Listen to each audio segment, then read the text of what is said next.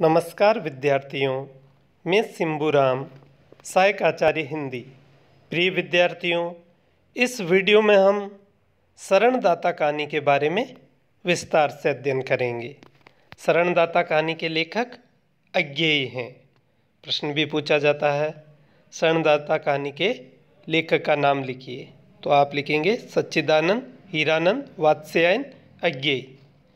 यह कहानी भारत पाक विभाजन की पृष्ठभूमि पर लिखी गई है। विशेष ध्यान रखें, भारत पाक विभाजन की पृष्ठभूमि पर लिखी गई है।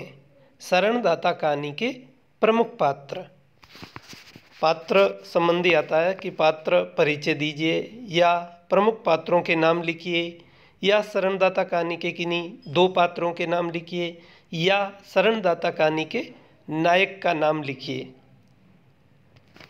प्रमुख जो पात्र हैं उसमें देवेंद्रलाल जो कथा नायक हैं और कहानी में शरणार्थी के रूप में आए हैं। इसके संबंध में भी प्रश्न पूछा जा सकता है कि शरणदाता कहानी में शरणार्थी कौन हैं।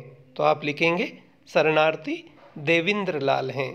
देवेंद्रलाल ही कथा के नायक हैं। दूसरे पात्र रफ़ीकुद्दीन जो देवेंद्रलाल के मित्र हैं। शेख अत्ताउल्ला जो रफ़ीकुद्दीन के दोस्त हैं। रफ़ीकुद्दीन और शेख अत्ताउल्ला दोनों ही शरणदाता हैं। पूछा भी जा सकता है शरणदाता कहानी में शरणदाता कौन है। तो आप उत्तर लिखेंगे रफ़ीकुद्दीन और शेख अत्ताउल्ला। रफ़ीकुद्दीन और शेख अत्ताउल्ला किसको शरण देते हैं? देवेंद्रलाल को शरण देते हैं। अगला पात्र जेबू निसा, यह शेख अत्ताउल्ला की पुत्री हैं। शरणदाता कहानी से हमें क्या प्रेरणा मिलती है, या शरणदाता कहानी के द्वारा कहानीकार ने क्या संदेश दिया है?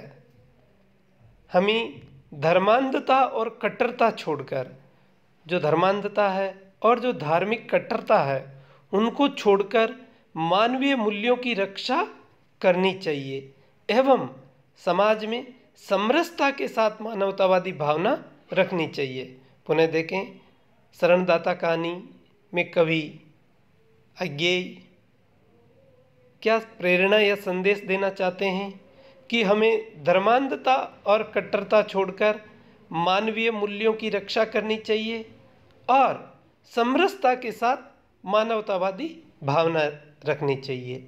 ये कहानी भारत पाक विभाजन की पृष्ठभूमि पर लिखी गई है।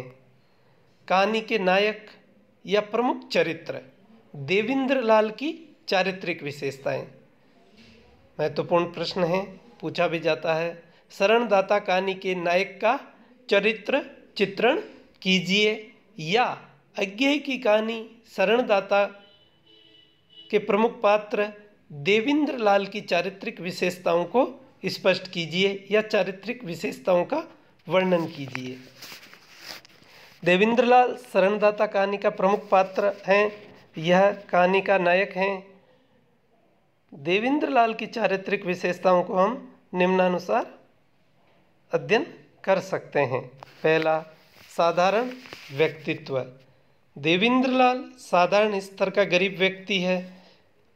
जैसा कहानी में संकेत किया गया है कि कीमती सामान कुछ न था, गहना छल्ला सब स्त्री के साथ जालंधर चला गया था, रुपया थोड़ा बहुत बैंक में था और ज़्यादा फैलाव कुछ उन्होंने नहीं किया था। इससे स्पष्ट है कि वह एक साधारण व्यक्ति था और उनका साधारण व्यक्तित्व था। दूसरा, सच्चा इंसान। देवेंद्रलाल सच्चे इंसान थे। वह नहीं चाहते थे कि उनकी वजह से उनके दोस्तों को किसी भी प्रकार की परेशानी उठानी पड़े। विचारक और चिंतक।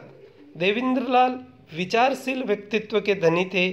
भले ही विवश भाव से रहें, पर सारा वातावरण विषाक्त हो और सर्वत्र हिंसा लूटपाट मची हो, किंतु वे बड़े शांत भाव से पूरी गहराई के साथ हर पहलू पर विचार करते हैं। उनकी वैचारिकता हमें सबसे अधिक वहाँ दिखलाई देती है जब वे शेख साहब के यहाँ कोठरी में अकेले रहते हुए विभिन्न मुद्दों पर विचार करते हैं और अपना मन बहलाने के लिए तरह तरह की बातें करते हैं। उनकी वैचारिकता का एक उदाहरण उन्हीं के शब्दों में, क्या यह है आज़ादी? पहले विदेशी सरकार लोगों को कैद करती थी और वे आज़ादी के लिए लड़ना चाहते थे। अब अपने ही भाई अपनों को तन्हाई में कैद कर रहे हैं क्योंकि वे आज़ादी के लिए ही लड़ाई रोकना चाहते हैं। अगला, लाचार व्यक्ति। शरणदाता कहानी में देवेंद्रलाल एक लाचार व्यक्ति के रूप में दिखाई देते हैं। उनकी लाचारी यह नहीं है कि वे भूखे प्यासे हैं या उनके पास जीविका चलाने का कोई साधन नहीं है, बल्कि उनकी लाचारी यह है कि विभाजन के कारण जो सांप्रदायिकता का जहर पूरे वातावरण में फैला, उसके सामने वे अपने को असहाय महसूस कर रहे हैं। उन्हें अपने प्राणों का भी मोह नहीं है, किंतु सच्चे इंसान होने के नाते वह अपने साथी रफ़ीकुद्दीन को भी किसी संकट में नहीं डालना चाहते हैं। ऐसा करना उनकी लाचारी है। एकाकीपन से परेशान। शरणदाता कहानी के नायक देवेंद्रलाल शेख साहब की यहाँ रहते हुए अकेलेपन का जीवन बिताते हैं। उनकी व्यथा को उनका आघात पहुंचाती रहती है। साथ ही इस बात की पीड़ा भी उन्हें कहीं अधिक है कि वह इस तरह छिपते हुए अकेलेपन का बोझ लिए इस कोठरी में क्यों पड़े हैं। वह यह भी मानते हैं कि सारे वातावरण में जो हिंसा की लहर दौड़ रही है वह परिस्थितियों गलत नहीं कही जा सकती और ऐसे में उनका चुपचाप छिपे रहना भी किसी न किसी स्थिति में उचित ही है। यही अकेलेपन की व्यथा और पीड़ा का भाव उनके व्यक्तित्व का अंग बन गया है। मच्छरों से भी बंधुत्व का भाव हो सकता है, यह उनका मन किसी तरह स्वीकार नहीं कर पाया। देवेंद्रलाल के अकेलेपन को बिलार तोड़ता है और उनके मन में एकाकीपन की जो पीड़ा का बोझ था वह स्नेह में डूबने लगता है। इस प्रकार एकाकीपन से वह परेशान है। अगला, एहसानमंद व कृतज्ञ। देवेंद्रलाल एहसानमंद व कृतज्ञ हैं। वह कृतज्ञ व्यक्ति नहीं है, वे अपने पर किए गए उपकार को मानने वाले हैं। उनकी कृतज्ञता यों तो कहानी में अनेक स्थलों पर अनेक प्रकार से व्यक्त हुई है। अगला, साफ दिल इंसान। देवेंद्रलाल साफ दिल इंसान हैं, सच्चे दिल के इंसान हैं। उनकी इंसानियत तब सामने आती है जब वे खुद ही रफ़ीकुद्दीन को कहते हैं कि उनकी वजह से उनके दोस्त को कोई आफत मोल नहीं लेनी चाहिए। उनकी सच्चाई को व्यक्त करता है वह यह है कि शेख साहब के यहाँ रहते हुए उनका पशु पक्षियों से स्नेह और ज़ेबुनिसा के प्रति सहज मानवीय आकर्षण है। कथानक सार, कथा का सारांश। शरणदाता कहानी की कथा इस प्रकार है। यह कहानी भारत पाक विभाजन की पृष्ठभूमि पर लिखी गई है। भारत पाक विभाजन के समय जो सांप्रदायिक कटुता एवं धर्मांधता का द्वेष उभरा, उससे पाकिस्तान से हिंदुओं का पलायन होने लगा। देवेंद्रलाल का परिवार लाहौर से भारत आ गया, परंतु उसे उसके घनिष्ठ मित्र रफ़ीकुद्दीन ने भारत नहीं आने दिया और उनकी सुरक्षा का वचन दिया। ध्यान दें, देवेंद्रलाल का परिवार तो भारत आ गया लेकिन वह भारत नहीं आए। उसका कारण था कि उनके घनिष्ठ मित्र रफ़ीकुद्दीन ने उन्हें भारत नहीं आने दिया और उनको पूरी सुरक्षा का वचन दिया। लाहौर में हिंदुओं के घरों को चुन चुन कर लूटना व आगजनी करना, अर्थात इस विद्वेष के वातावरण में हिंदुओं के घरों को चुन चुन कर लूटा गया और उनको आग के हवाले कर दिया गया। कट्टर मुस्लिम दंगाइयों की धमकी के कारण रफ़ीकुद्दीन ने देवेंद्रलाल को अपने मित्र शेख अताउल्ला खां के घर पर रखा।